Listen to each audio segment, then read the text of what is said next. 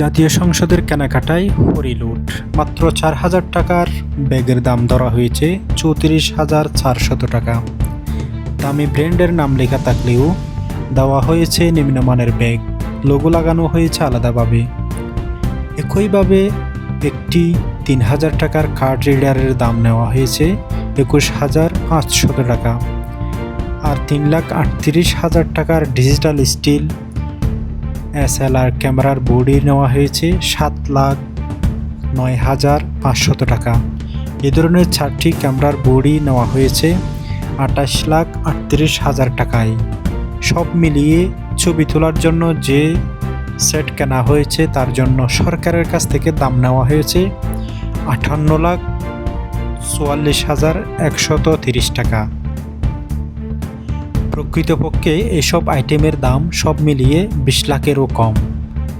অবিশ্বাস্য হলেও এমন হরিলুটের ঘটনা ঘটেছে জাতীয় সংসদে, যেখানে প্রায় প্রতিদিন দুর্নীতি লুটপাটের বিরুদ্ধে কথা বলা হয়।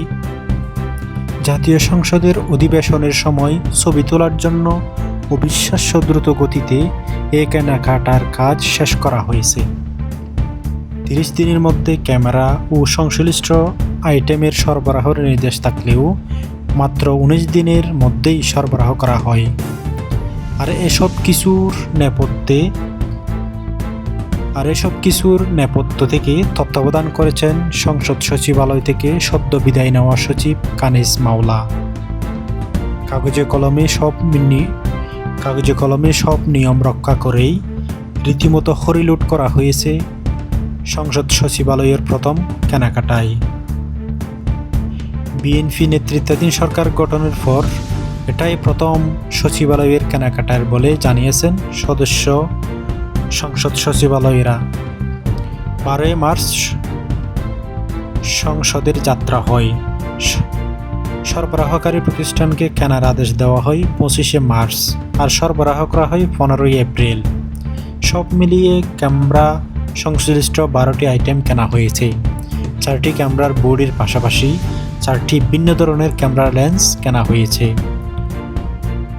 2470 mm ফোকাল লেন্সের 3টি লেন্স কেনা হয় 37,41,000 টাকায়।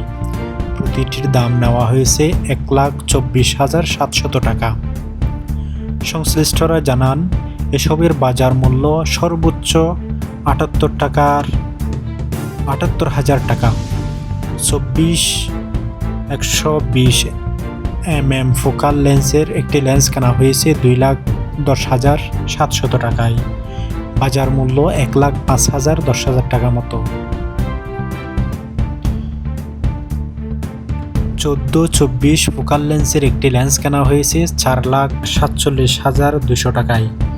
সংশ্লিষ্টদের মতে এর বাজার মূল্য 1,25,000 টাকা।